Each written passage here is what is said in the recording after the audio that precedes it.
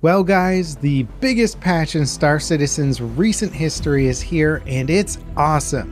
When it works, that is. Patch 3.18 is in the Wave 1 public test universe right now. That means the build is very unstable, and it also has limited access. And I mean, normally Star Citizen's live servers are what I would call unstable, so this is like super unstable. Constant random deaths, basic features not working. It's honestly a very trying experience to get around in this early version of the new build, but it is technically working inside the new replication layer tech, a fully Gen 12 render engine having removed all the old legacy code, and it's even brought with it some less advertised improvements like a higher tick rate, which has been desperately needed. Now when getting into it, I realized that there's sort of two ways to absorb the new patch. There's the basic, straightforward new activities and locations, and then there's the much bigger picture fundamental changes. The biggest changes involve the new persistent system of objects in the universe sticking around potentially indefinitely. But there isn't really a go here and do this activity to experience the new persistent system. It's really more of a lot of cool little things that you're going to start to observe while you play. Spaceship wrecks are going to be a lot more common to find around the verse. Something gets destroyed or killed and it leaves evidence behind that an action took place here. It's really starting to make the universe feel a lot more lived in, but it's also kind of a fun way of illustrating new bugs as well. For example, I was racing on the new Daymar racetrack, a cool new location, which is part of the new race missions in 3.18. However, as I was completing a lap, I just randomly exploded and my ship fell to the ground, and in the death cam, I observed that somebody else's shipwreck was in the exact same location. And then my friend observed another player exploding in the exact same spot, and their ship fell into another pile of shipwrecks building up here. So in this case, persistence was telling the story of, hey, there's some sort of invisible object in the middle of the course destroying ships randomly as they fly past, and while that's not exactly one of the advertised features of persistent entity streaming, I can already see the system being used to help devs find problematic areas of their massive universe. Find a pile of dead bodies or dead spaceships somewhere, chances are there's something wonky going on. Now, a Reddit user, Jade Starwatch, performed a more testable example of persistent entity streaming by destroying a Hercules full of cargo extremely high up in Microtech's atmosphere. The hundreds of cargo boxes were ejected from the wreck and everything fell down toward the planet.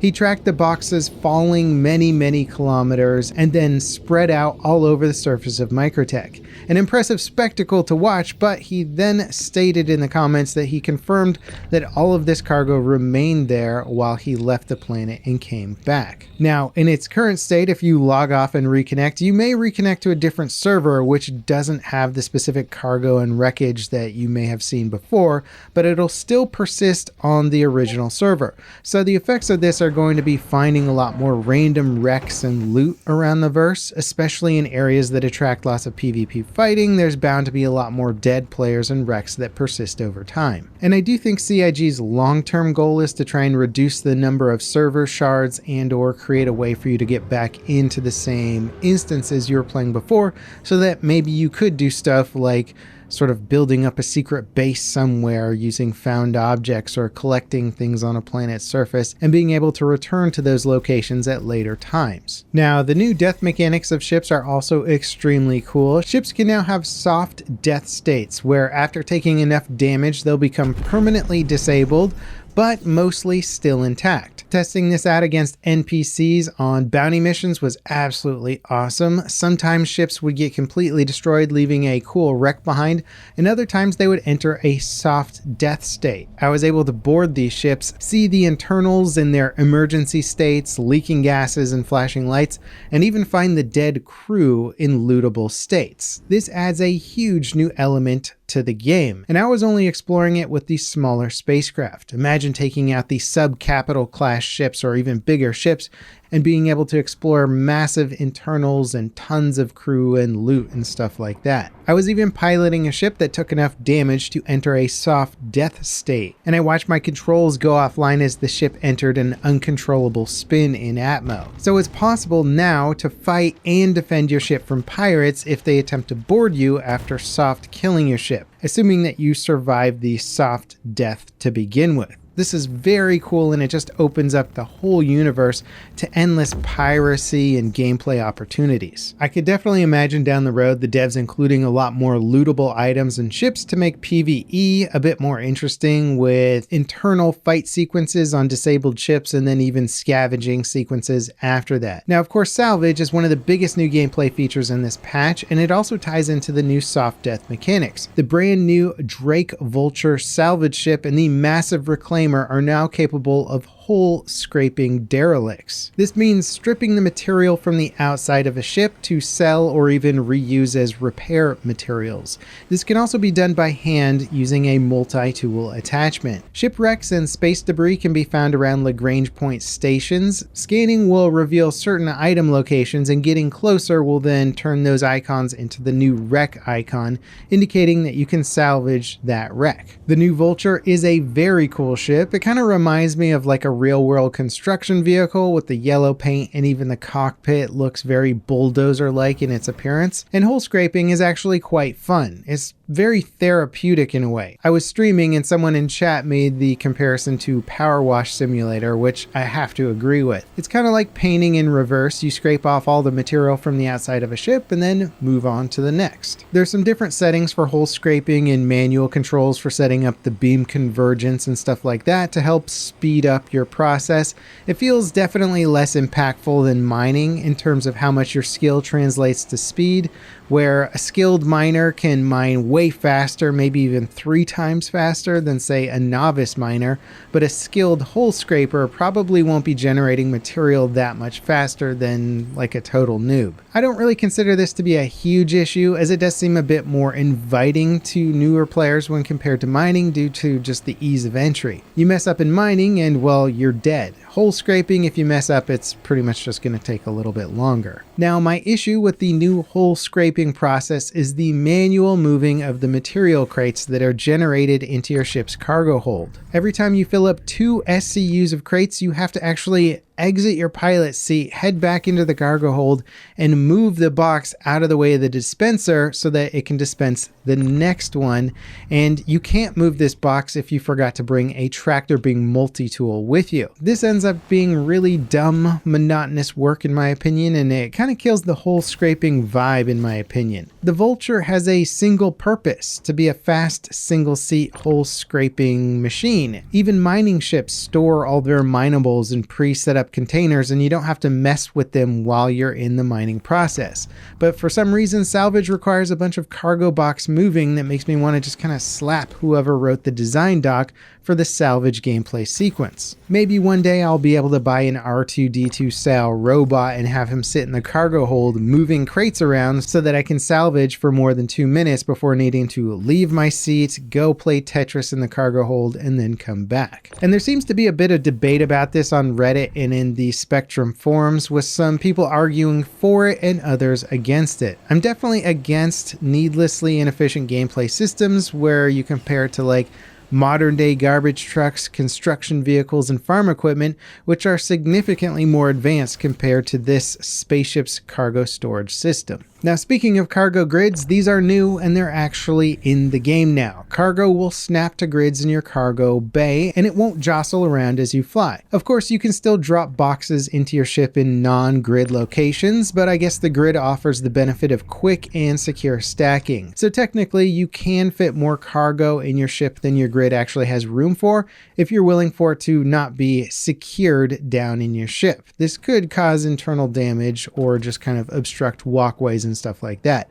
But overall, this new grid system is great because now cargo is all physicalized and can be stolen when your ship is destroyed. This is very cool, and I look forward to seeing some big cargo theft operations in the future. Players could actually lose a lot of money hauling cargo from one location to another if a pirate comes across and kills their ship and steals their cargo. Now the racetracks are some really cool new locations around Stanton. There's new time trial race missions and they'll take you to different areas, some on planets and some in space. I particularly like the racetrack near Grim Hex. It looks absolutely amazing with the moon of yellow behind it, and it just sort of showcases how stunning and beautiful Star Citizen can look. Now the time trial race stuff is very, shall we call it first pass racing? Basically the tracks for the most part do work and they look cool, but the waypoint systems feel very minimum effort, and it makes your first time racing experience more annoying as you spend a lot of your time getting lost versus actually learning the nuances of the track. A better UI pathing system or more holographic indicators of the track path and limits could go a long way toward making racing easier to get into.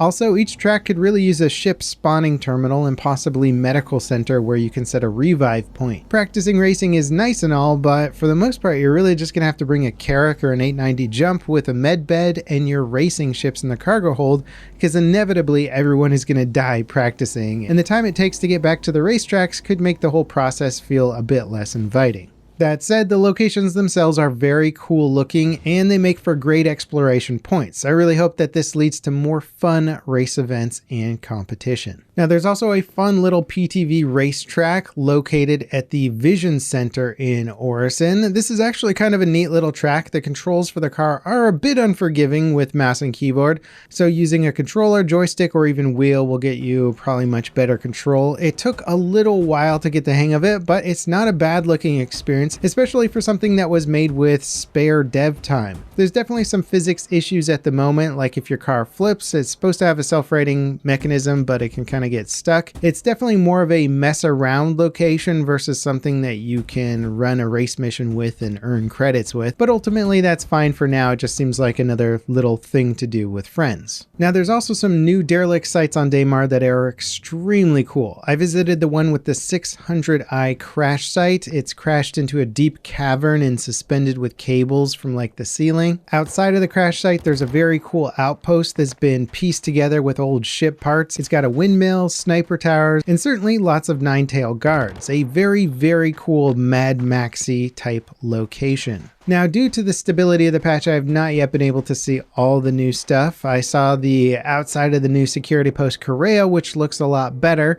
but I haven't yet been given permission to go inside to help with the security mission, and I also haven't tried sieging the station, which you're supposed to be able to do. But I'm sure that'll be cool. The station has much better defenses this time around with multiple missile launchers and turrets, so getting close presents all kinds of new challenges. There's also a cool MSR Wreck Site, more racetracks, new rivers, new cave types that look phenomenal, some new security missions on Orison's platforms, some new prison activities, and a much more refined crime system, and even more that I'm really looking forward to checking out. Performance-wise, this new Wave 1 PTU build definitely feels slower and more choppy compared to the previous live build. I think some people were expecting the new Gen 12 render engine to immediately improve performance, but I think the PTU version is just simply unoptimized at the moment. The devs have said that they expect the public or the live version of the PTU build that they're aiming to release to have more improvements in this regard.